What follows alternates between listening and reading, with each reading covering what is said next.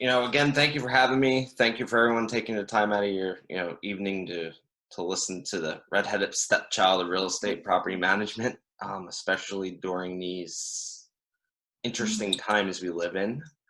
As Adam was saying, I'm director of business development for TCS Management. We have two brands within TCS Realty Group, TCS Management and Madison Park. So TCS Management specializes in, we're a full service scattered site property management company. We're headquartered in Philadelphia, servicing the tri-state area. We're a fully licensed real estate broker, and we're also a member of the National Association of Property Managers.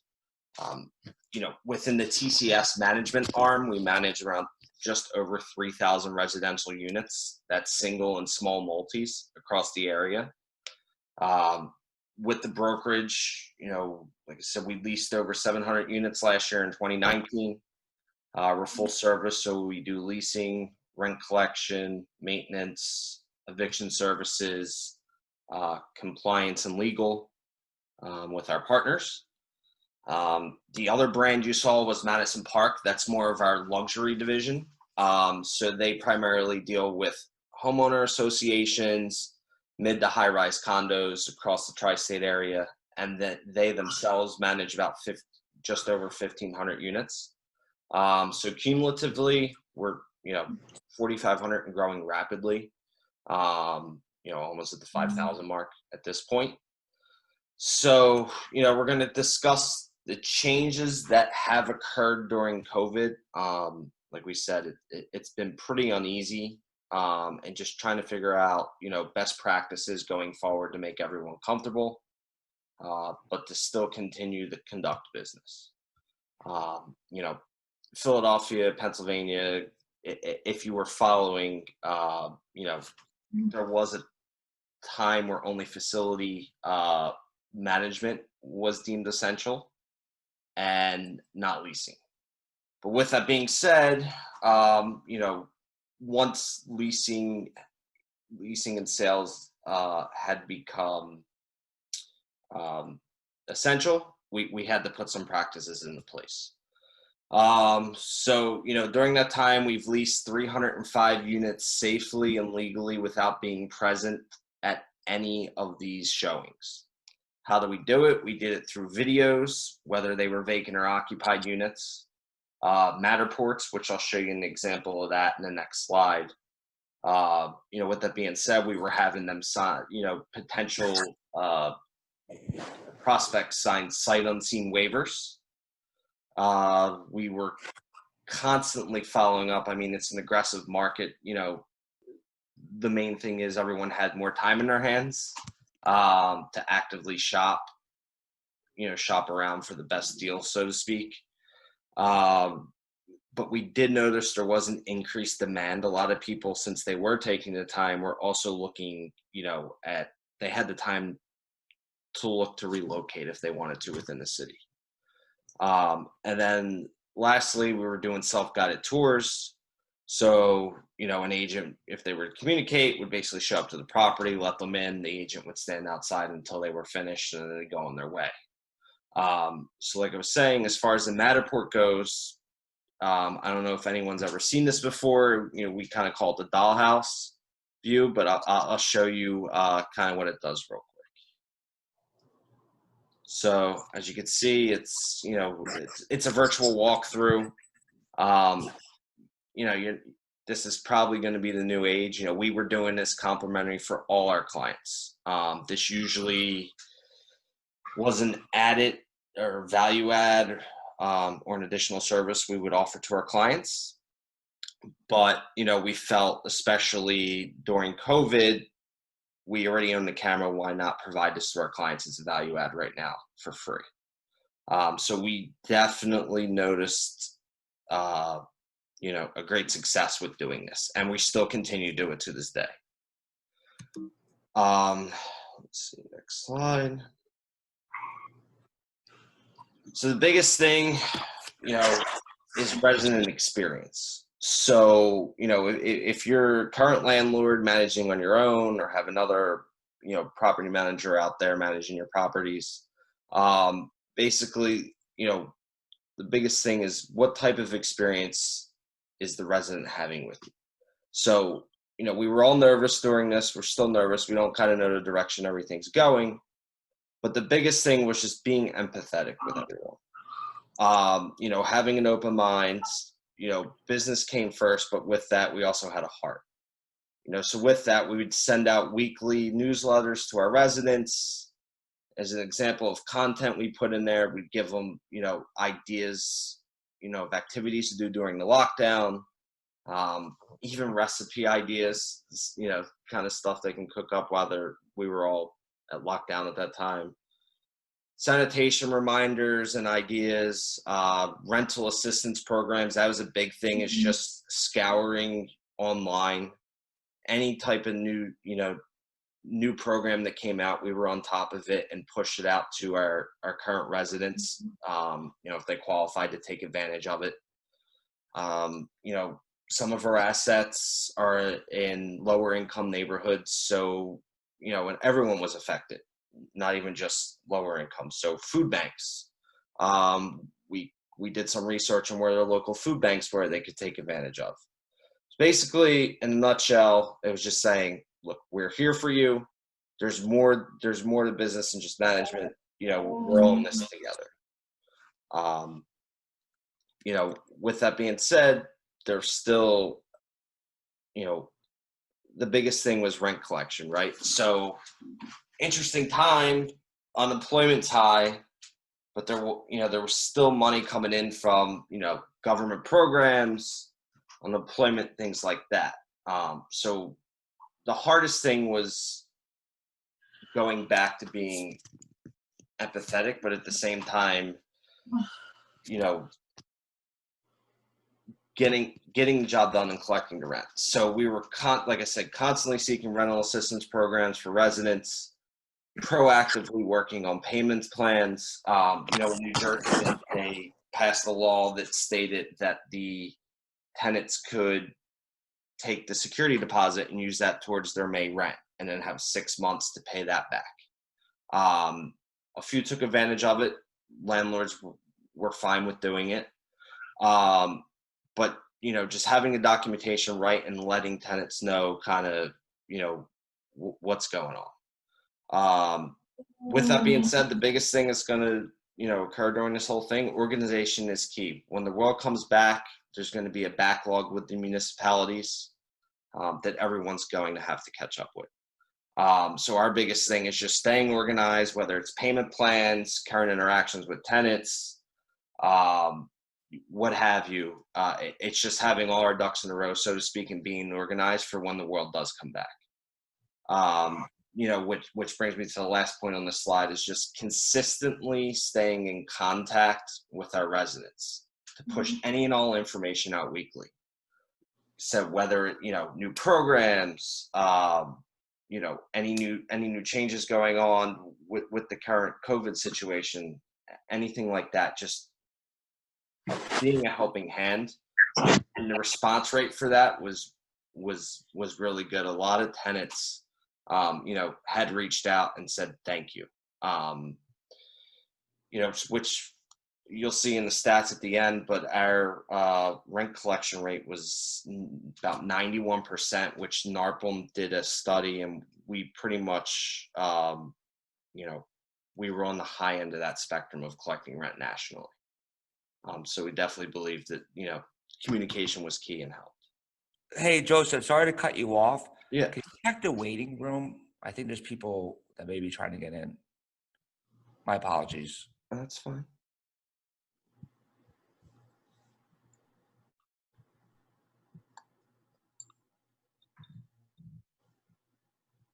Yeah. All right, I'll leave this box on the side. Yeah. New Zoom life. We're getting used to it. Multitasking is. Yeah, you're doing great.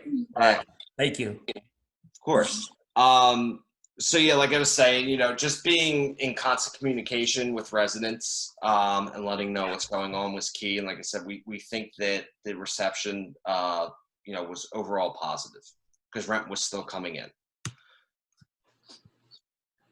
Now, maintenance. When this all first started, the only type of work orders that we would issue out to complete was emergencies. Water, fire are the two main things. So anything major or quote unquote life threatening were the only work orders we were attending to for at least the first month and a half.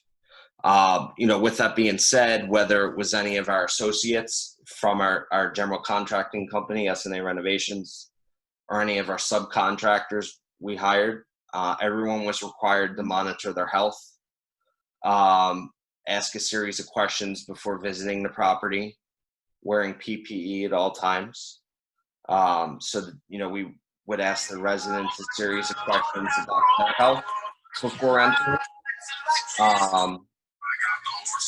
And then just always asking. Sorry, Matthew, can you mute yourself, please?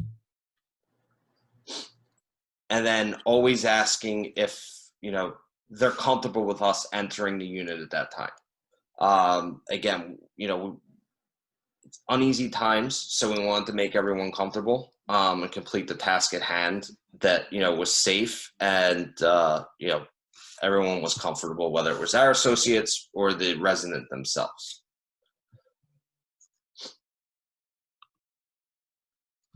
Now, as far as building operations go, with Madison Park, who's our other brand, for the mid to large size apartment buildings and or condos that we actually have physical staff in at pretty much all times.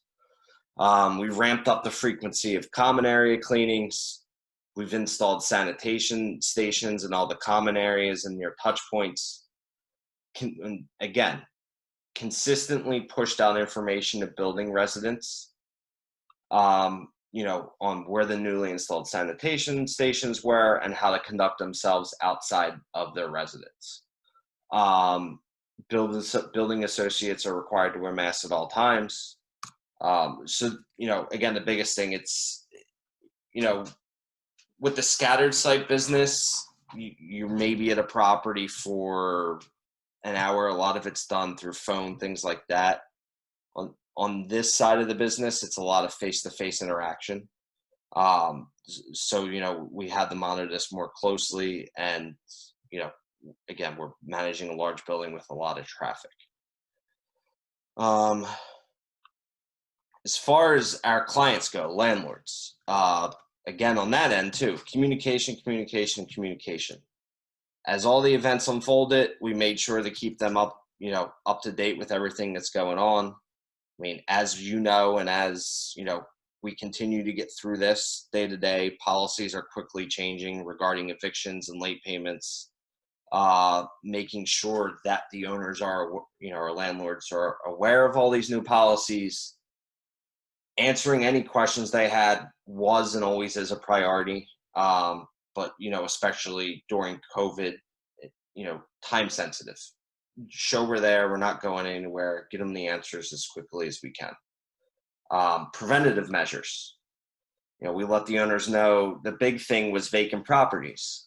Keep them safe during a time that, first responders and most of society were locked up in their homes and only dealing with essential emergency situations. So that was a big thing as well, which, will bring me to kind of how we pushed all this information out. So we use Appfolio, that's our property management software. This is how we communicate with our residents.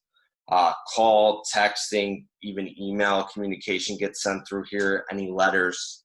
All tenant ledgers are on here. Owner ledgers are on here. You even have an app on your phone, whether you're a tenant or a landlord. You log in and basically see what's going on with your property at all times. Appfolio really is our crutch in this, just because of the capability it does have.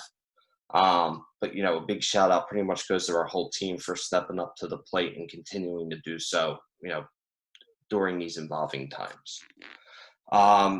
With the vacant security systems, like I said, There's sometimes issues with squatters. It happens.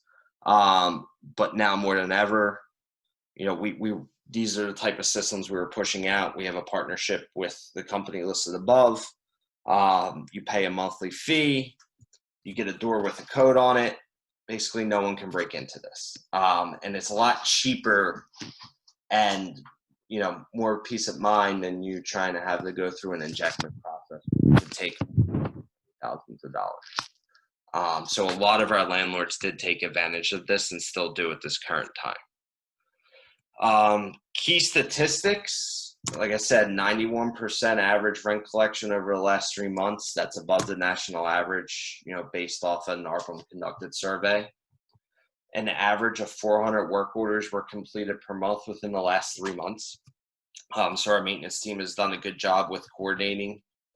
As you can imagine, coordination is definitely a little more difficult now than it was during, pre-COVID, just because you have to ask a series of questions. And are they comfortable with us going there? Is the subcontractor or our associates comfortable with visiting the property?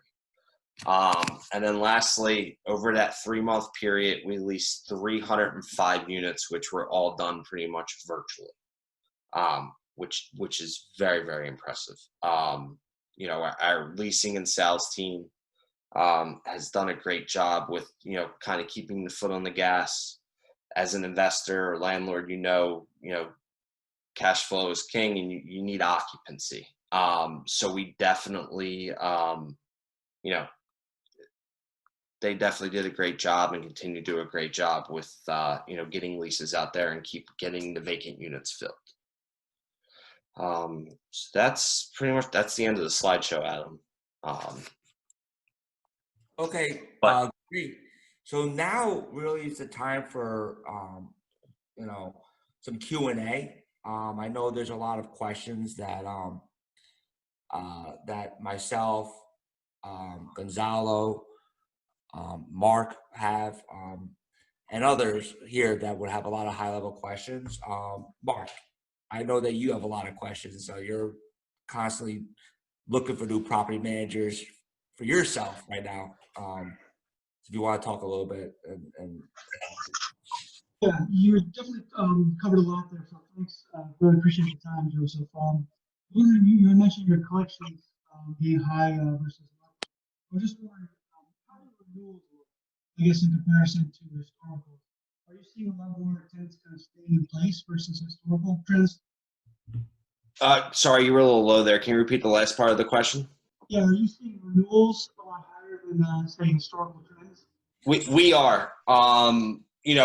Again, our leasing team has been pretty active, and we definitely see a lot of residents moving. But at the same time, it's funny. The leases have continued to uptick the amount of leases we do, but at the same time, our renewals are more than average as well. People are staying complacent and staying, and a lot of the landlords too have just renewed the lease without any rental increase for the next year, because there's a lot of uncertainty, right? I'll have a lot of potential clients or even current clients now ask me, well, what's the market doing? Honestly, at the moment, it's, as far as the rental side goes, it's still pretty steady. But by August, we don't know what's going to happen, right? Like, it could increase, it could decrease, it could stay the same. Once these programs, start to end from Congress and things like that, we just don't know. But we're pretty confident, though, that demand will still be there. okay. Hey, Joseph, this is Gonzalo. How are you? Thanks for presenting. Yeah, of course. Question for you. So you mentioned you guys did 400 work orders last month. That's pretty astonishing. I wanted to ask you, how is your management, I guess your maintenance team, structured within your company, and how many people do you guys have designated to kind of complete this amount of work orders and just upkeep of the properties? So for maintenance itself, we have 2 in-office associates that do all the coordinating. We have 4 people in the field that do general, quote unquote handyman type services, and everything else is, through one of our specialized vendors we utilize. So really it comes down to Jamie and Giselle, who are in our maintenance department, with their coordination and triaging they do as well. It's key, but pretty much you have the right people in place. You can run efficient. So that's really pretty it. good. Nothing too complex. I thought you were gonna say like a team of 10 or something that's No. around, fixing these properties and all that. No. Pretty good. Pretty impressive. Another question on lease ups. How are you guys noticing any kind of change in the quality of tenant base looking for units? At the moment, no. Everything's on that front still business as usual. There hasn't really been a paradigm shift at the moment. If the market does shift in any way, I'm sure you're going to see that. But for the time being, the asset classes, the type of tenant we were getting beforehand is still pretty much the same now.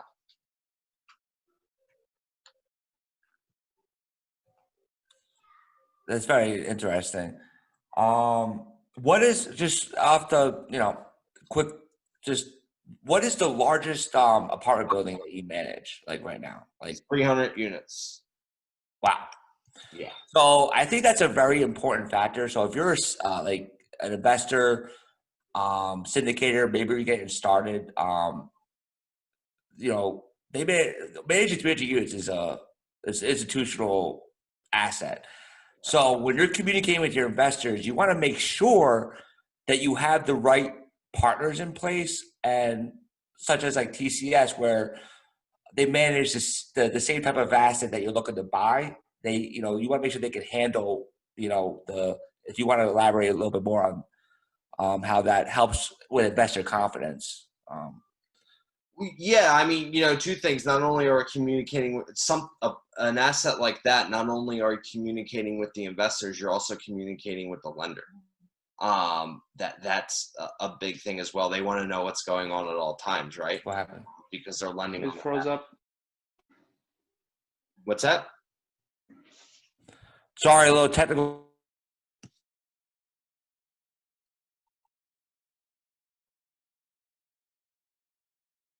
Is everyone there?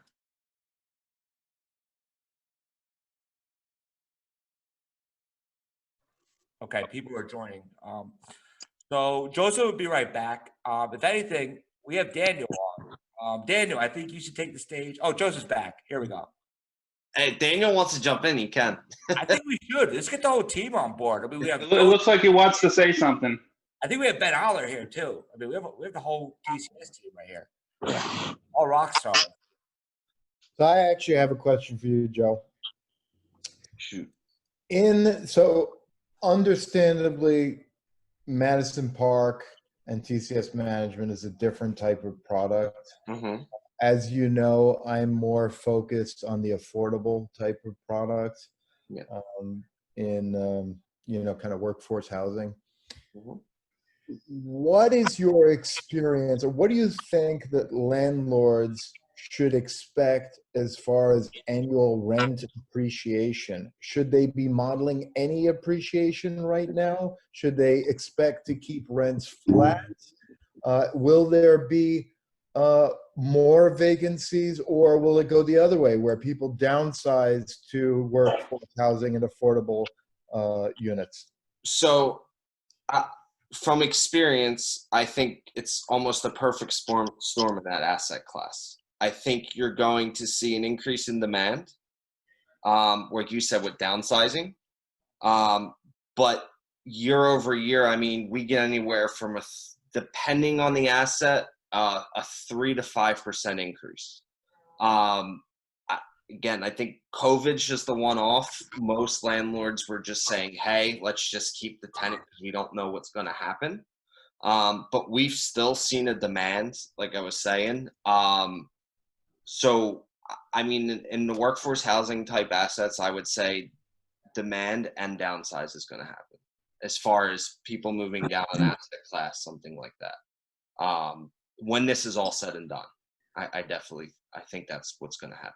So it sounds to me like you're on the same page with me with expecting that we might actually, like you said, the perfect storm, be in an appreciating environment.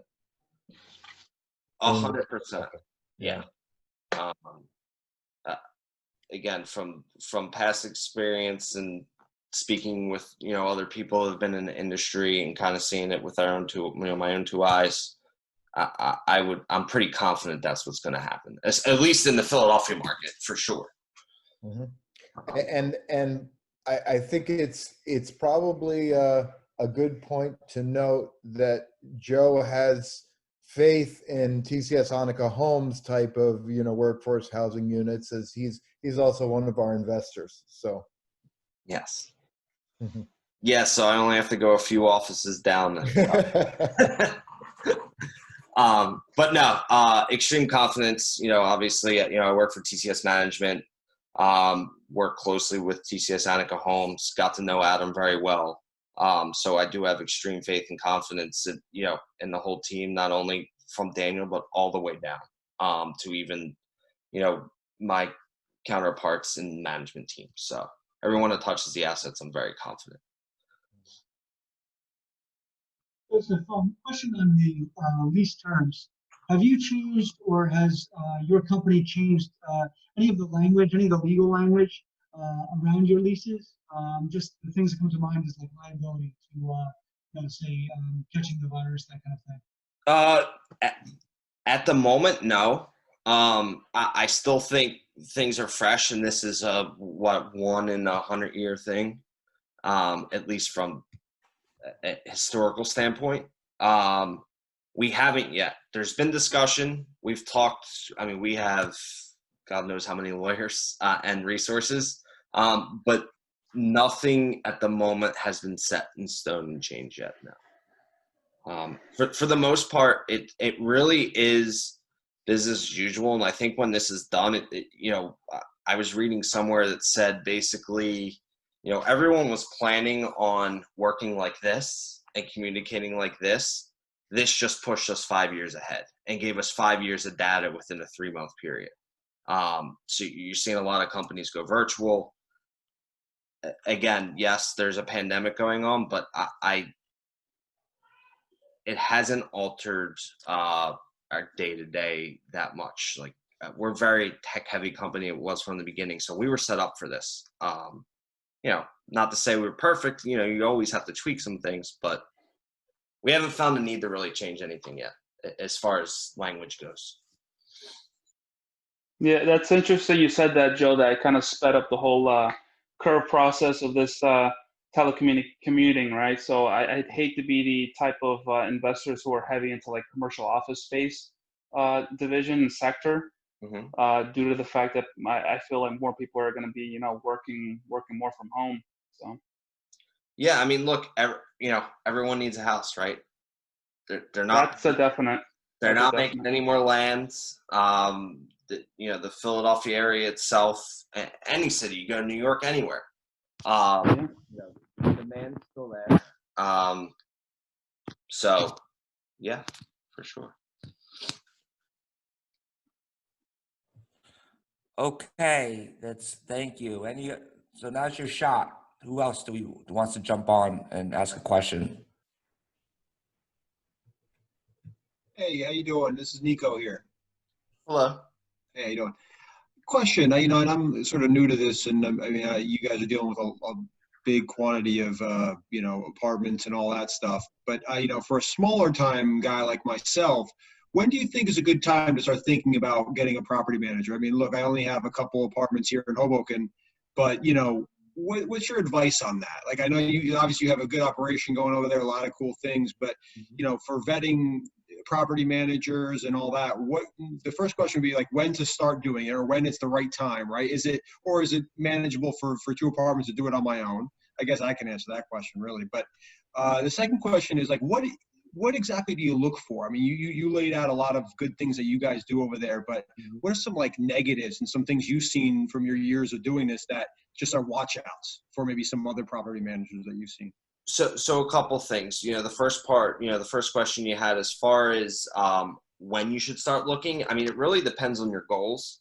If you're looking to ramp up, as soon as you get the first one, if you're okay with, kind of sleeping with one eye open every night, as far as, are you going to get that emergency call 3 a.m. or not? If you're okay with that, then, quite frankly, it's fine.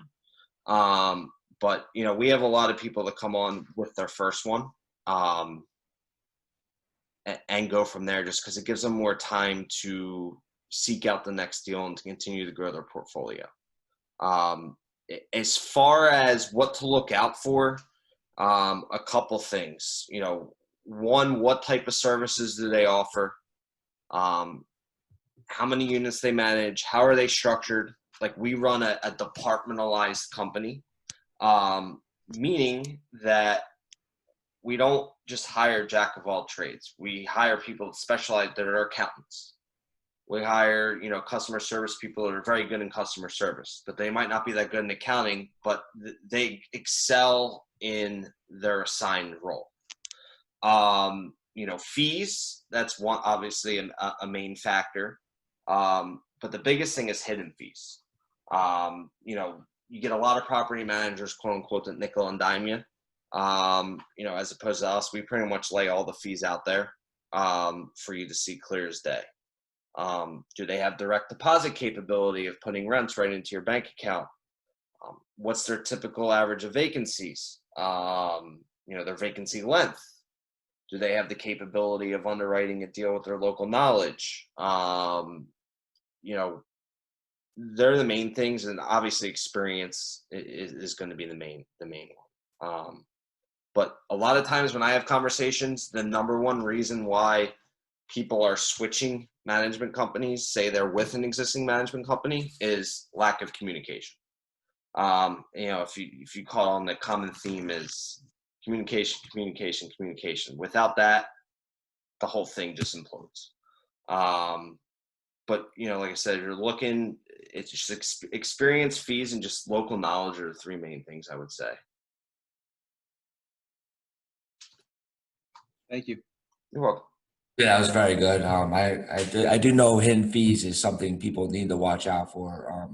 So you definitely hit that's a very good answer. Okay, so who else do we have? I have another question, if I can pose it to Joe. Go ahead. So, Joe, I'm, with the last 3 months of people with a stay-at-home order, I can imagine there's been an enormous amount of use of systems and, a lot more on the homes themselves. Have we gotten a significant amount of more work orders? And is there a lot more repairs and maintenance costs as a result of COVID? As a result of, we always have our HVAC this time of year, right? That's the main thing. But with that being said, a lot of units are still in windows, so it's not even our responsibility. No, not really. You would think, though, because more people are home, systems are being used, or they just have more time on their hands, that they'll just call and start, complaining about this or about that. We have not really noticed anything other than the usual suspects at this time, which is plumbing, common general electric stuff. They're the 2 main things, but no, nothing out of the internet, no real uptick. We average about 400 a month as it is anyway, so we're pretty on par. Okay, thanks.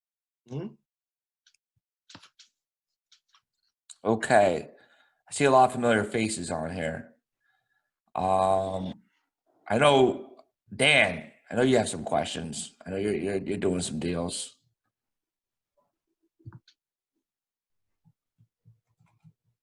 Not Daniel, another Dan. Hey, Sorry, I'm trying to unmute you. Oh, there you go. nothing really off the top of my head at the moment, and I got here late with technical difficulties. Looking forward to watching the recording afterward. No problem. I thought you would have some questions. I know you're doing some. I know you own some apartments, some units up. How many units do you currently own right now? Co-GP on 892 units. So you have some experience. A little bit. I'm not handling too much asset management on most of them, but yeah, everything's worked out fairly well through the quarantine with us. We're averaging like 95% and above on most of our assets. So we've been fortunate in the markets we're in. Do you vertical integration? Or Nope, third party, and I'm partnered with a few different operators. Okay. So Louisville, Kentucky, a couple assets, Austin, Texas on one, Atlanta market, and Orlando. Okay.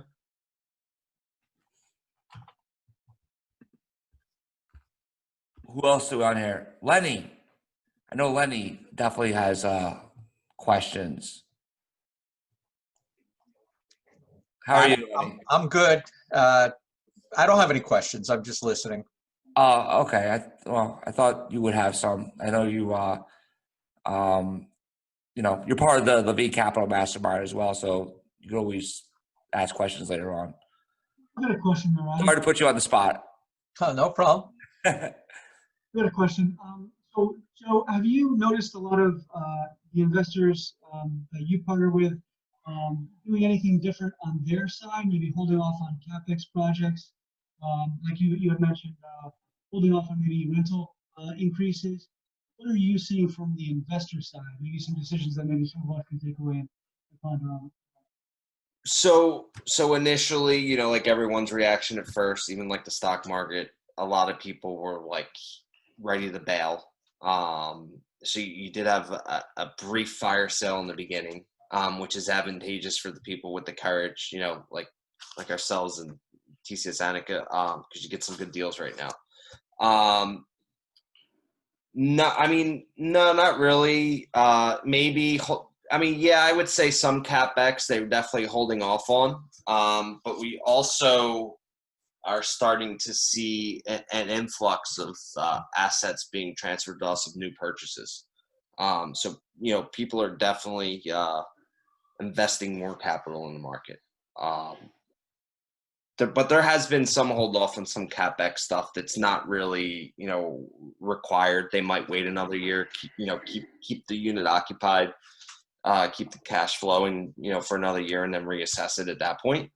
But nothing that's jaw dropping or, that kind of is worrisome. No, not yet anyway. But again, yeah, we're about 3 months in or a little over 3 months in, but you're really not going to know the current state until probably, at least I would assume, at least the fall when kind of the dust settles and, we quote unquote open back up and, then you'll really see the state of what's going on. But with the assets we invest in and we manage for the most part, the demand's, always going to be there. It's tough to go up, but it's easy, to go to lower asset classes. So. 100%. I agree with you on that. There was already a tremendous demand for affordable workforce housing. So if anything, I was reading an article today. I shared that there's really less buyers, and most people, they can't afford to buy. There's definitely an affordability problem, but if anything, they're gonna have to be renting, and if anything, they're gonna probably need. There's already a shortage of affordable rentals. So we're solving that problem, and if anything, there's going to be more of a demand further on down the road. So if you're an investor, who knows how long the discounts will last at this current moment. So you really want to play offense. So now's probably the best time to get in. And I'm sorry, someone jump in. Sorry, and then I'll add to that when you're done. Yeah. So if anything, you know, when you're underwriting, well, there's going to be probably short-term distress temporarily with, you know, maybe vacancies. But what's interesting is, as Daniel will mention that, or I guess Joseph, is that people are unemployed. They're getting like an extra $600 a week, which so they can still pay their rent, which is really interesting. What's happening? People are unemployed, but they're making more now on unemployment. Right, a lot are netting more, depending on where you live, and you know your income. So yeah, definitely. But what was interesting too is, you know, at the start of last year, a lot of big developers within the city started coming to us as well. Not only, you know, they're obviously continuing to build to sell, but they're building to rent now. They're building to hold, because, you know, they see what's happening. One is they're getting in earlier, they're missing their number, and when they can hold out for a few more years, collect the rent, and then maybe make 100 or 200 more once that. Because in Philadelphia, in those fringe neighborhoods, they appreciate like rapid fire. At least they were before this.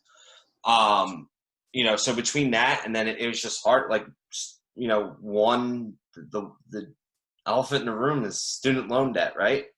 That is restricting a lot of first-time home buyers from buying a home, because a lot of lenders, you know, they're not qualifying for the DTI at the moment, the debt to income ratio. So that's another big factor that, you know, not many people talk about, but a couple conferences I went to, some lenders presented on that and said that's kind of the driving factor between that and then just society. Like, I'm 30, you know, yeah, I own my home, but at the same time, you know, especially with social media and all nowadays, what's the next best thing you want? You don't want to be tied down. So it's advantageous. I mean, even the national builders like Lennar, I saw on CNBC just that they have a whole division to build to rent. So, you know, it's kind of the American dream was once to own a home. That's kind of deviated a little bit. So, which is, again, advantageous for kind of what we're all here for. I agree with you 100%. I believe that the American dream of owning a home is sort of a fallacy, because I could get into a whole other topic on that. I would rather have cash flow than tie up my money into an asset that really doesn't bring me any cash flow. Right. I 100% agree. Like, that's a whole other discussion. And yes, I've been reading myself. There's a trend of a lot of builders that are building to rent. The problem is when you're flipping, it's speculative. And I'm sure Daniel could highlight more on why the strategy is safer to build or rehab the rent versus just building to sell in 12 months. Because if that's your exit strategy, you can run the problems if the house doesn't sell. And then what ends up happening is you have to do more flips to hopefully you have more wins and losses. But if you're building or rehabbing to rent, you're a lot safer position, especially in more affordable housing. If anything, what I'm seeing on the capital market side is lenders are very bullish on affordable. They're not as excited to really lend on a luxury product. So if anything, you're gonna find more capital partners on the affordable side. So anybody else want to jump in? I know we have Stefano here. I see some familiar names. I see Bert. CJ, you have any questions? We have CJ on here.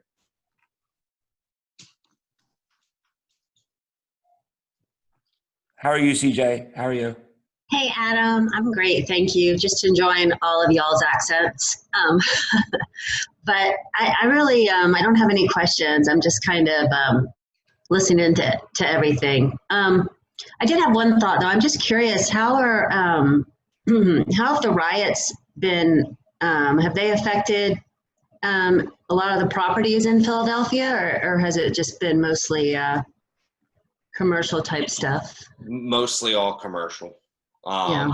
There hasn't been much of an issue. I mean, with anything we manage personally or in general, residentially speaking, it's been like, I mean, Broad Street West all along Walnut got hit pretty bad.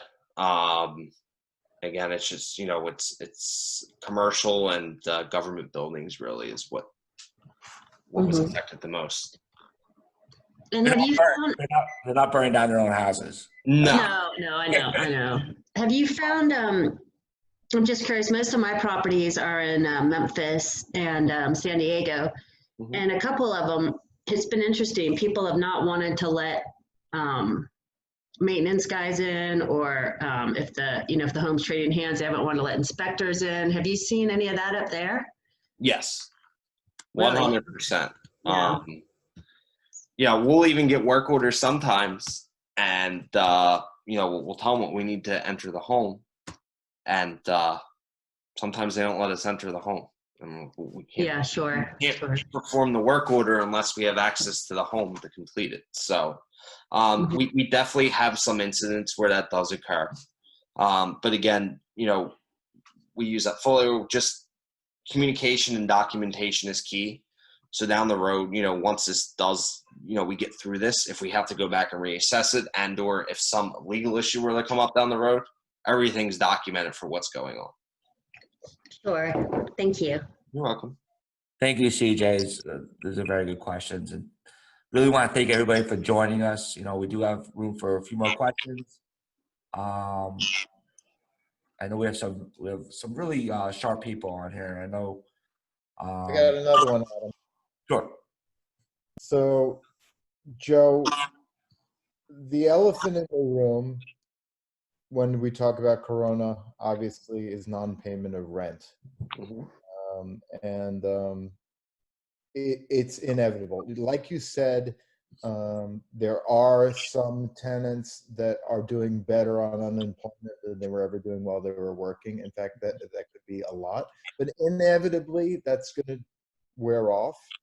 At the same time, there'll be a transition from, right now we're at like 13% unemployment. So we'll slowly transition back into a normal, employment figures once restaurants come back online, once the world fully opens up.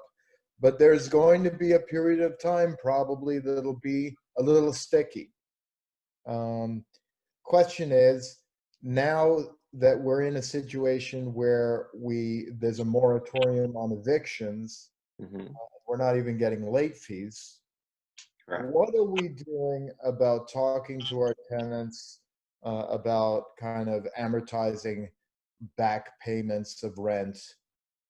Over how long of a period is your initial ask? What kind of negotiations have you seen or do you expect to see? So at the moment, kind of the written/unwritten rule, because it keeps getting bounced around, is 6 months. So they have 6 months to pay back any arrears rent on top of what's due at that time for that month. Would that be 6 months with a regular payment of 1/6 of the back rent? Correct. Yeah. So they would just average it out, divide it over the 6 months to catch up on top of what's already due. Yes. That could go longer.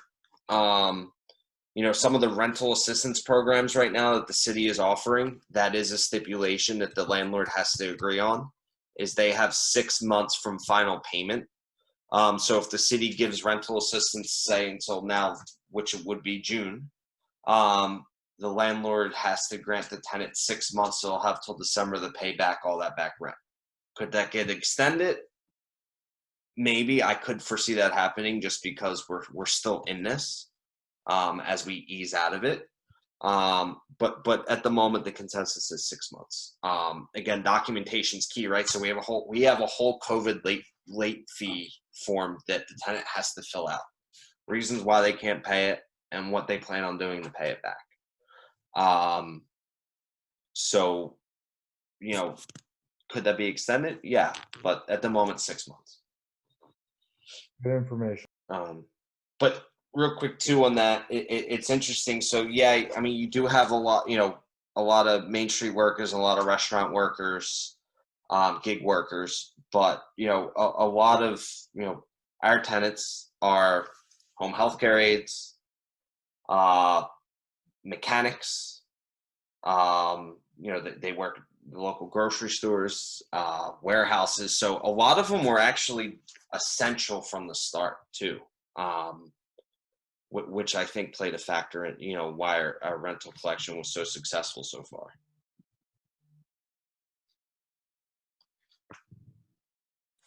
There's a question.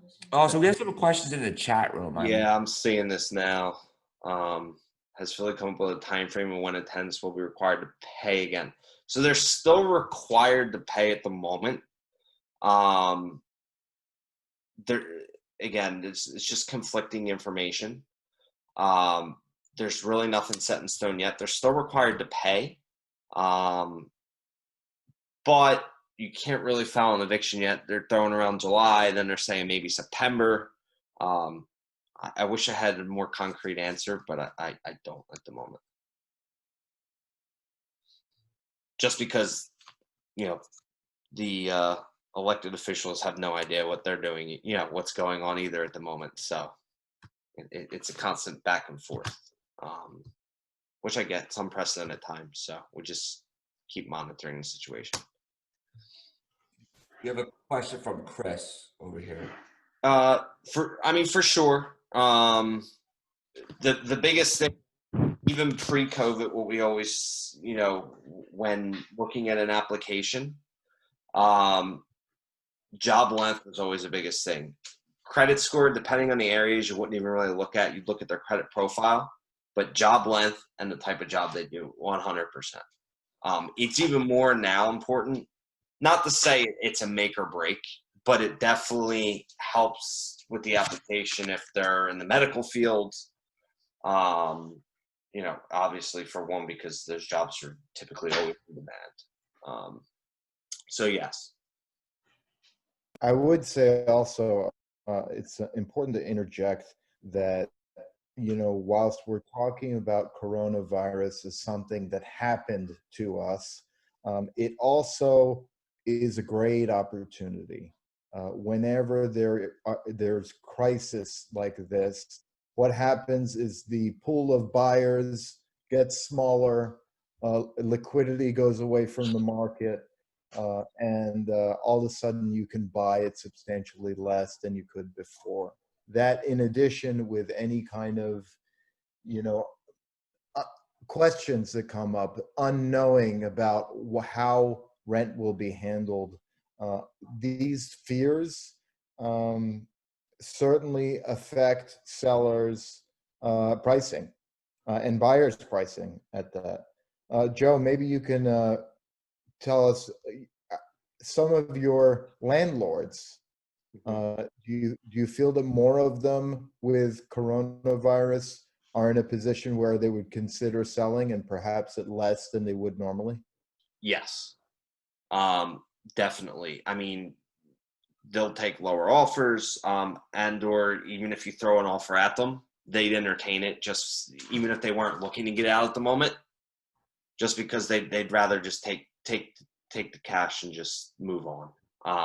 Like you said, just due to some uncertainty. But we're built for it. We know how, you know that if it got to a point where no one had to pay their rent, there's bigger things in the world to worry about at that point than, you know, what type of cash flow you're getting. Because if it got to that, I think you'd see a lot of unrest going on throughout the country, even more so than now. So absolutely. And as an institutional investor of this type of asset class, this is opportunity.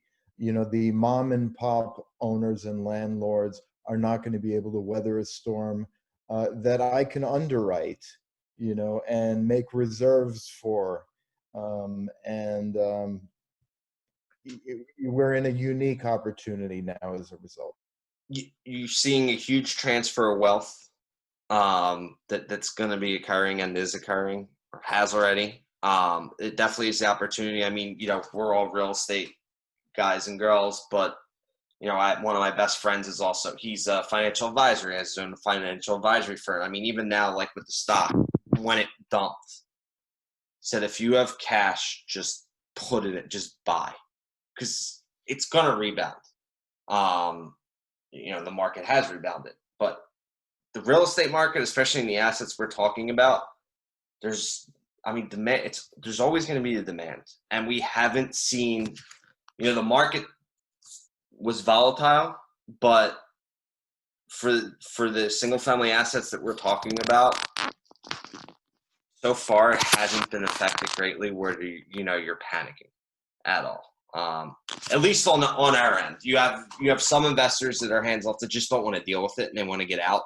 So that definitely creates the opportunity where we're not scared where others might be. But long story short, the opportunities are there, and I don't think it's going anywhere. Yeah, I think it's a very great point. For me, I missed out. I'm 34, but to be 35 this Saturday. My birthday's coming up, but I was in college, wrestling, studying. I wasn't investing at all. So to me, I look at this as an opportunity, and I'm definitely I'm happy I'm in the place I've been now with the partners, with Daniel, Joseph.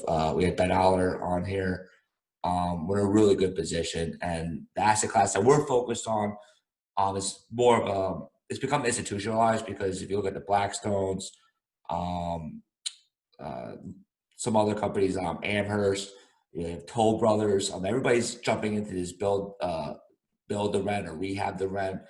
There's so many other institutional players that are entering this market. And what's interesting is when you're buying and you're owning portfolios, you have operational efficiency similar to multifamily. And what Joseph was touching on is, when we're buying, a single family, our competitors are mom and pop investors. So we're not buying at like a 4 cap, 4.5. We could buy at a minimum 8.5% cap. So our cash on cash yield going in is much higher. And then when you're owning hundreds and thousands of these, now we're talking about something that we could eventually open up a REIT. Now we go public with this thing.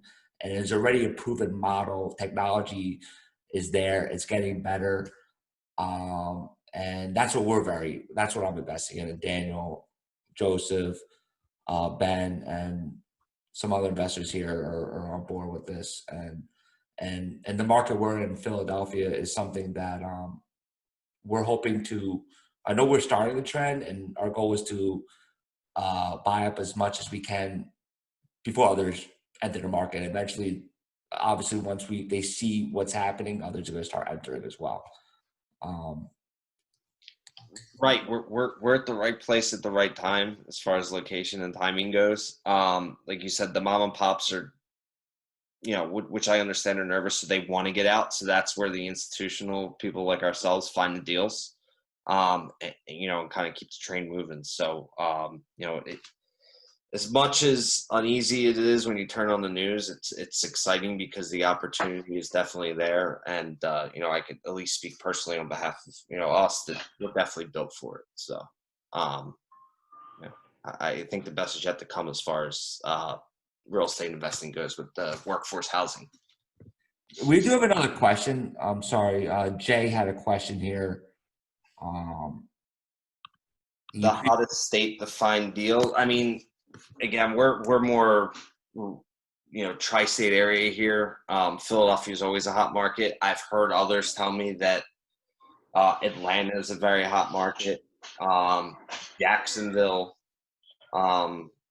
Again, I can't attest to those, but from people I know in the industry have told me that there are two markets that they always have their eye on. Again, people with Memphis here. I know even a few people outside this circle that are in Memphis, and it seems like a pretty good market too. And I know your other arm, part of the family business, they invest. What markets? So Ben can kind of attest to this a little more than me, but they're in 14 states. They're in Florida. They have one here in Philadelphia. They're in New York. They're in Texas. They're pretty much all the Southeast for the most part.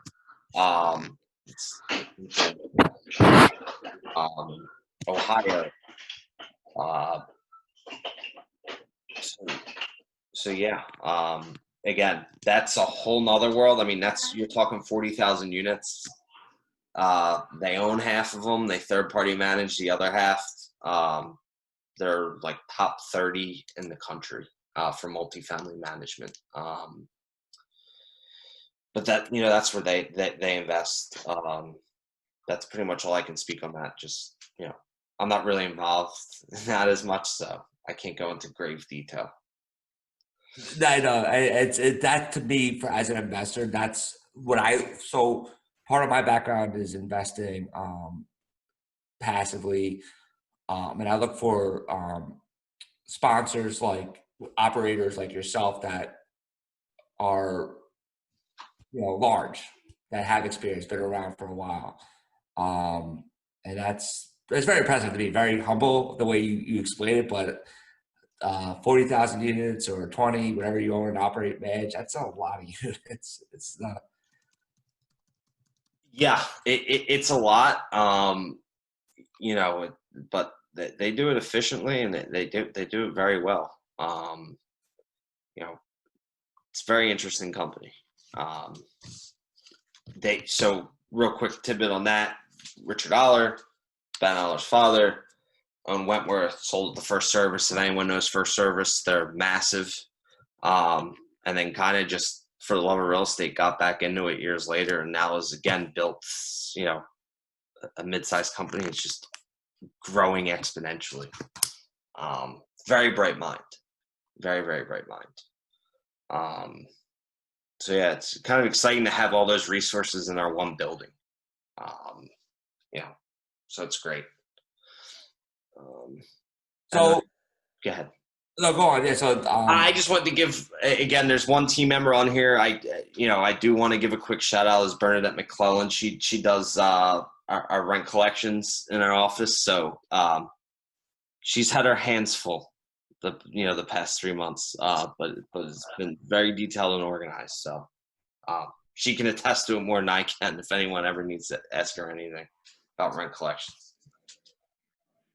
Thank you, Joe. Anytime. Thank you. So I just want to thank you, Joseph. Thank you, Daniel. Thank you, Ben, and everybody part of the TCS team. Thank you, Mark, Gonzalo, and all the people, investors that we have on here, and mastermind members.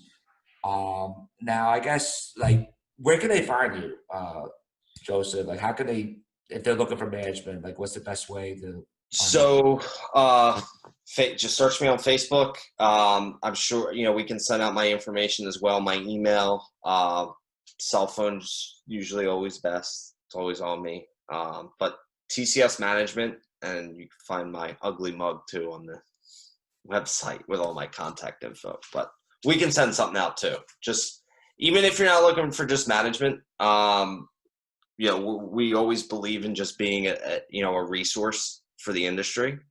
So any questions that come up, just want to brainstorm, pick brain, anything, just reach out, and I'd be happy to, if I can't answer it, have someone else within our family of companies, be able to run something by you. That's actually an interesting point. What's to say, your network is your net worth. So it's really good to have resources. I know for me, if I have a question, I call Daniel, I call Joseph. Right. Anybody that I get a lot of high level information to help with my decision making, and that's part of the mastermind.